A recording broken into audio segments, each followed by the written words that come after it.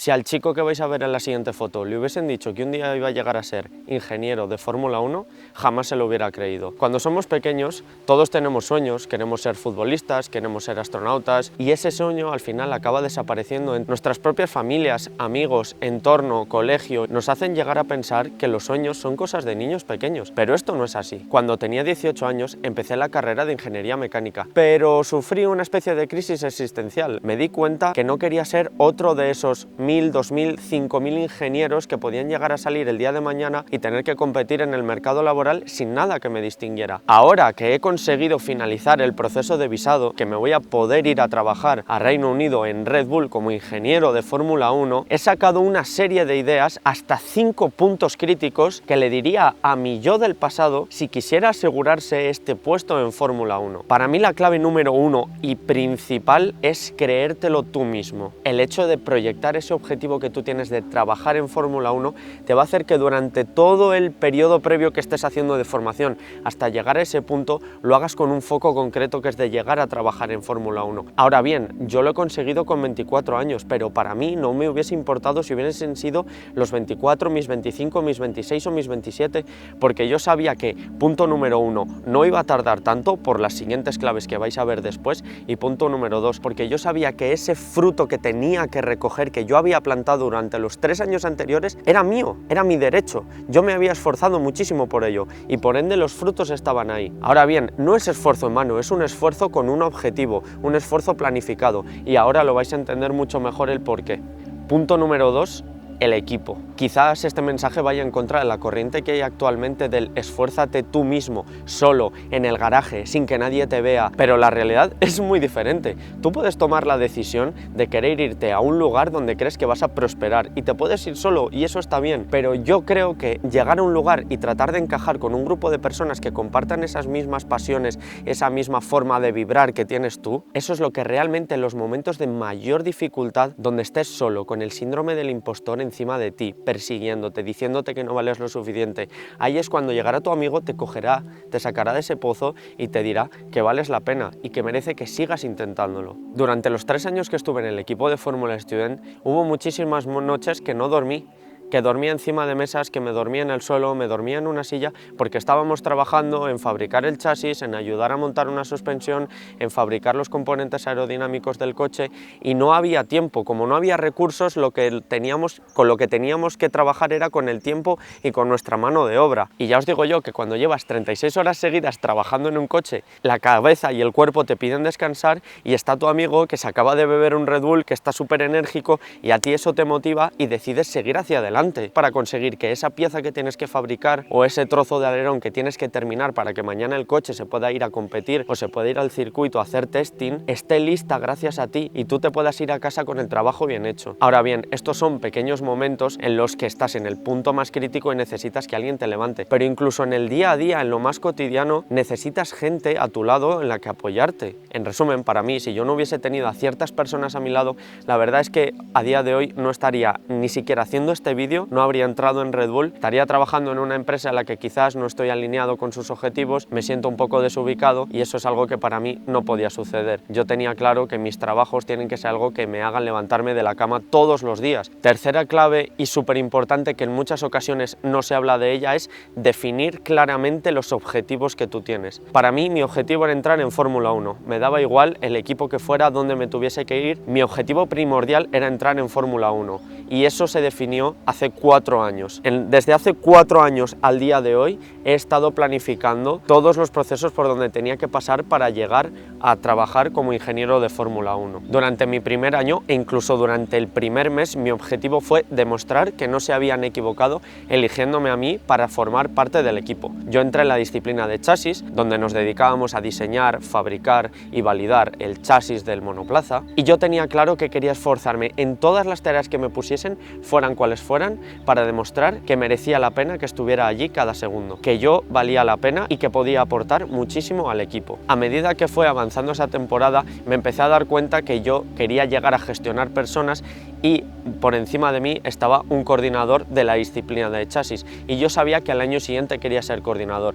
y para ser coordinador tenía que ser el que más trabajase y el que más demostrara que podía ser capaz de organizar de manera coordinada a un equipo de personas que tuviesen unas tareas específicas y que debían ser cumplidas en unos tiempos muy estrictos. Pasado ese año de coordinador, yo tenía claro que quería llegar al último escalón, llegar a ser uno de los 3 directores del proyecto. Tenía la experiencia previa de que compañeros que ya habían estado en el equipo y habían llegado a ser directores del proyecto, ahora habían llegado a trabajar en la Fórmula 1. Entonces dije, blanco y en botella, si llego a ser director del proyecto, hay una gran posibilidad de que llegue a trabajar en la Fórmula 1 si es que ese es mi sueño. Entonces voy a por ello, y lo conseguí, llegué a ser director del proyecto. Yo ahí ya tenía claro que me quería dedicar al tema de los materiales compuestos y al diseño. Conseguí entrar en una empresa de Valencia como ingeniero de diseño en materiales compuestos, y eso me hizo dar un salto hacia adelante. Además, conseguí una beca para hacer un máster en cálculo de estructuras en materiales compuestos. Yo ya tenía la ventaja de que era diseñador y estaba aprendiendo sobre cálculo de estructuras, que es el siguiente paso al diseño de una pieza, asegurarse que esa pieza aguante las cargas a las que se supone que va a estar sometida. El siguiente paso ya es la fabricación, entonces 2 pasos del proceso productivo ya los tenía prácticamente cubiertos, con una relativa experiencia. Tenía 3 años de Fórmula Student, que aunque no sea profesional, eché 1000 horas trabajando, y luego tenía un año de experiencia profesional más el máster. Eso fue lo que hizo que cuando llegara a la entrevista y me dijeran que estaban buscando un diseñador que supiese de cálculo, me explotó la cabeza y dije, esta oportunidad es mía. Todo lo que había estado planeando durante los 3 años anteriores estaba surtiendo efecto, y había definido una serie de objetivos para llegar. No trabajé en vano, no me formé en vano, no dije voy a hacer un máster de fabricación, voy a hacer un máster de telecomunicaciones, que no tienen nada que ver con lo que yo quería dedicar. Yo busqué mi porqué, busqué mi para qué, definí el proceso que tenía que seguir. De la misma manera que estoy haciendo este vídeo, yo tengo un porqué y un para qué, y por eso me estoy encontrando haciendo estos vídeos ahora mismo. En el número 4 no me voy a detener mucho porque tenéis cientos, si no miles o cientos de miles de vídeos en YouTube que hablan de esto, que es la disciplina. La motivación se acaba, y más cuando hay ocasiones en las que trabajas 36 horas, cuando de media durante 3 años no tienes más de una semana de vacaciones, cuando prácticamente no ves a tu familia. La motivación se termina, porque para cumplir el paso número 3 de los objetivos es necesaria esa disciplina. Pensad que el mundo de la Fórmula 1 es un mundo ultra competitivo, donde la persistencia para mí bate al talento en muchas ocasiones. Por ejemplo, el caso que todos conoceremos quizás, que es Adrian Newey, uno de los mayores diseñadores e ingenieros de toda la historia de la Fórmula 1. Si no hubiese sido un trabajador como él era, no habría llegado a donde está actualmente. Yo no soy una persona hipertalentosa, tengo unas ciertas habilidades y soy consciente de ellas y he podido explotarlas a lo largo del tiempo, pero para mí la base de todo ha sido la disciplina que he llegado a tener desde hace muchísimos años, desde que empecé con el baloncesto, cuando me fui a Estados Unidos a trabajar, a estudiar, a jugar al baloncesto sin parar. Ahí es donde comencé a construir lo que ahora estoy sembrando, y es esa disciplina que a día de hoy mantengo y voy a demostrar con este canal. Y la número 5, aunque quizás en este caso te preguntes que, oye, no tiene mucho que ver con el mundo de la ingeniería, es un error muy grave, y es el tema de las habilidades blandas o soft skills, que son críticas para cualquier proceso de selección de personal. Os voy a poner un ejemplo de la entrevista que yo hice. Éramos varias personas, entonces yo me tenía que hacer destacar. Había gente muy buena, pero que eran muy callados y no eran capaces de comunicar con claridad sus ideas. Teníamos que trabajar en conjunto para resolver un problema, y esas personas se quedaron cohibidas, mientras yo me aproveché de la situación y dije, voy a demostrar que tengo una actitud de líder y voy a liderar a este grupo. Y a pesar de ser de los más pequeños de la mesa en la que me encontraba, demostré una actitud de líder que luego eso me lo valoraron muy positivamente. Luego, en las entrevistas 1 a 1, me hicieron una pregunta que yo no supe responder, pero mi habilidad de improvisación y de ser capaz de salir de situaciones complejas me hizo salir del paso diciendo,